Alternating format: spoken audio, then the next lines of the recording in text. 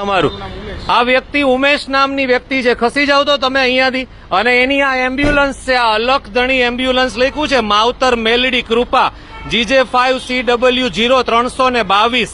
અને આ જે માણિયા હોસ્પિટલ છે મોમ્સ IVF સેન્ટર અને કેન્સર સ્પેશિયાલિસ્ટની, ત્યાં આ વ્યક્તિ પેશન્ટ લેવા માટે રોંગ સાઈડમાં પૂર ઝડપે આવે છે.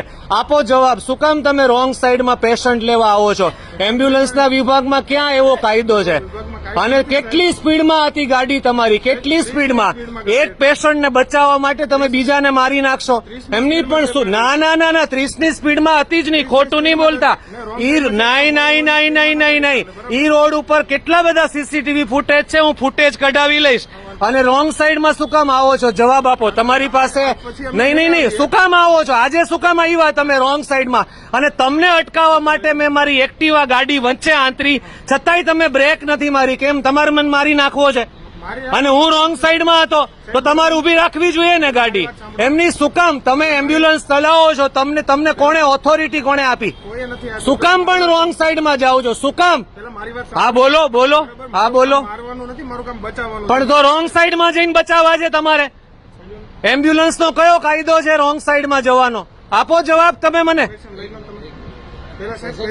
પણ શું કામ રોંગ સાઈડમાં જવું છે તમારે? શું કામ? એક પેશન્ટને ટાઈમે ક્યાંક પહોંચાડવા માટે બીજાને મારી નાખવાનો કારણ વગરનો તમારે? એમ્બ્યુલન્સમાં એવો કયો કાયદો છે કે રોંગ સાઈડમાં જવું પડે ભઈલા? નહીં છે કાયદો એમ્બ્યુલન્સમાં, તો શું કામ રોંગ સાઈડમાં જાવ છો? અને ખોટું નહીં બોલતા, 30ની સ્પીડ નહોતી. નહીં, બિલકુલ નહીં. મેં બિલકુલ નરી આંખે વાસ્તવિકતાથી જોયું છે કે 30ની સ્પીડ નહોતી. શું કામ જવું છે તમારે રોંગ સાઈડમાં? અરે 30ની સ્પીડ કે 60ની સ્પીડ, શું કામ તમારે રોંગમાં જવું છે?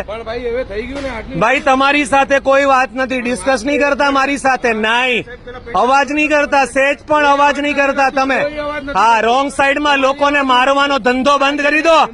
ના, અરે ગમે તે ઇમરજન્સી હોય એટલે કોઈને મારી નાખવાના, ઇમરજન્સી હોય એટલે નીકળી પડો છો. એમ્બ્યુલન્સની તમને લાઇટ મળી ગઈ એટલે હું માથે ચડાવી દેવાની? કોઈ પણ નહીં. એવી જ વાત છે, માથે ચડાવતા રહી ગયો. તારો હું કાંદો કાઢી લેવાનો પછી માથે ચડાવી દે એટલે? આ વિડીયો બનાવીને શું કરવાનું? એમ્બ્યુલન્સના નામે કોઈ પણ વ્યક્તિ રોંગ સાઈડમાં જાય ક્યારેય એલાઉડ નથી અને નહીં જવા દેવાના. એમ્બ્યુલન્સના દસ્તાવેજમાં કે એમ્બ્યુલન્સના નિયમમાં કોઈ કાયદો નથી રોંગ સાઈડમાં જવાનો. અને આવો કાયદો હોય તો એ કાયદાનો પણ વિરોધ થવો જોઈએ. એક પેશન્ટ કોઈ પણ કારણથી બીમાર છે એટલે કોઈ સાજા માણસને રોંગ સાઈડમાં ઠોકીને આગળ જવાનું, એવી આ વાત થઈ.